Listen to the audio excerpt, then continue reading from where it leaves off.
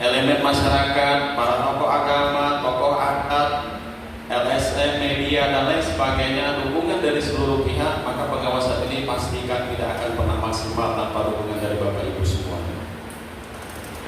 Inilah kenapa selain ada partisipatif dalam memilih, juga ada partisipatif dalam pengawasan.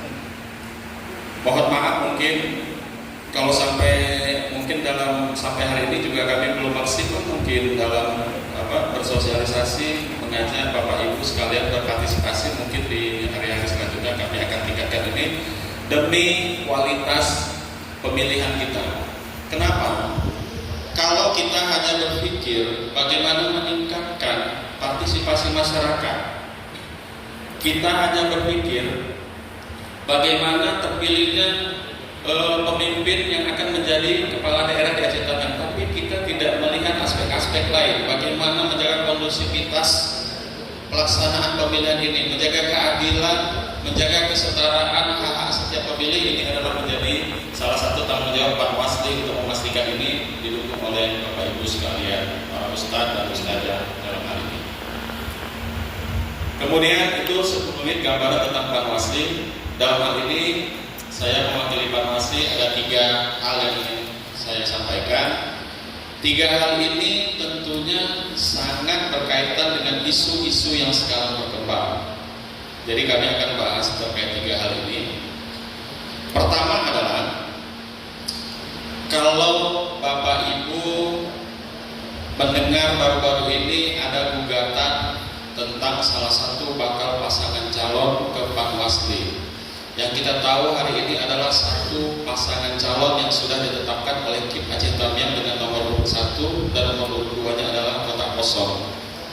Sekitar awal bulan kemarin, akhir bulan 9, ada gugatan ke Panwasli Kabupaten Aceh Tamiang. Salah satu bakal pasangan calon melakukan gugatan karena ditolaknya pendaftaran ke KIP Aceh Tamiang. Gugatan yang disampaikan adalah untuk pencalonan melalui jalur independen atau perseorangan, melalui dukungan KTP, tidak melalui partai politik. Kemarin tanggal 5 Oktober kami Panwasli Aceh Tamiang setelah mengkaji, memeriksa, mempertimbangkan fakta-fakta persidangan, kemudian juga mempertimbangkan dari aspek hukum dan dasar hukum, kami melakukan penolakan terhadap gugatan yang disampaikan oleh bakal pasangan calon tersebut. Jadi sampai hari ini pasangan calon di Aceh Tamiang tetap satu. Tidak tahu informasinya apakah penolakan itu dilanjutkan oleh bakal pasangan calon tersebut ke jalur banding atau PT itu di luar kewenangan kami. Jadi informasinya ada gugatan bakal pasangan calon, kemudian hasilnya kami tolak pada tanggal 5 Oktober kemarin. Dalam penolakan ini juga perlu kami sampaikan beberapa isu juga, bahwasanya pelaksanaan pilkada tidak mengedepankan kekhususan Aceh. Perlu kami sampaikan bahwasanya dalam hal ini, termasuk di dalam keputusan kami dalam penolakan ini adalah merujuk atau mengkondoni pada kekhususan Aceh. Undang-Undang 11 tahun 2006 dimulai dari pasal 54 sampai dengan pasal 77 terkait pelaksanaan pilkada di Aceh. Kemudian kami juga merujuk pada pilkada, kanun pilkada, kanun 12 tahun 2016 yang sekarang sudah kanun baru nomor 7 tahun 2024. Jadi kita tetap merujuk pada kekhususan Aceh.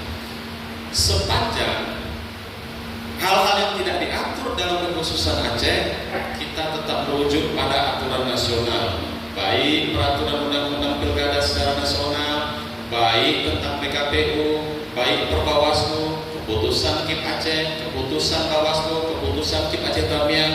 Jadi inilah aneh dan indahnya pilkada di Aceh dan di Aceh Tamiang khususnya, kita punya variasi. Mana yang mau dipakai, kita banyak dalilnya. Mau pakai nasional ada, mau pakai kekhususan Aceh ada. Jadi kita kolaborasi. Makanya di termasuk pileg kita. Cuma Aceh yang punya partai lokal.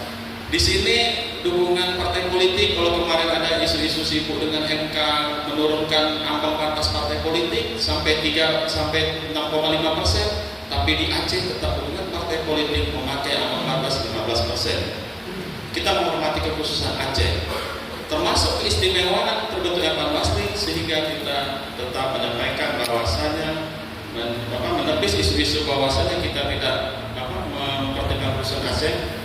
Justru kita sangat mengedepankan sepanjang diatur di dalam kekhususan Aceh, kita tidak pakai aturan nasional. Itulah.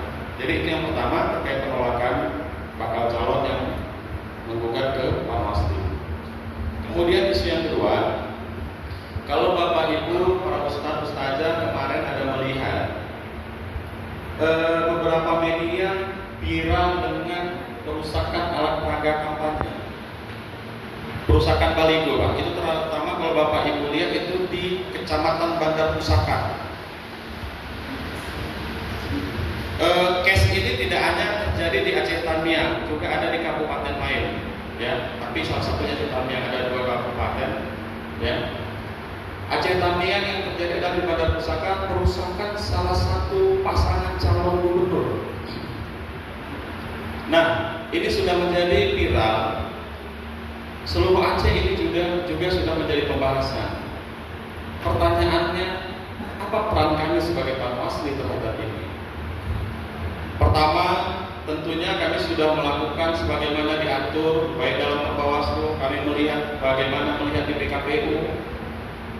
Ya, kami sudah melakukan pendataan dan pengkajian. Apakah perusakan ini mengandung unsur pelanggaran pidana? Apakah tidak? Apakah perusakan ini merupakan temuan dari Panwas, tapi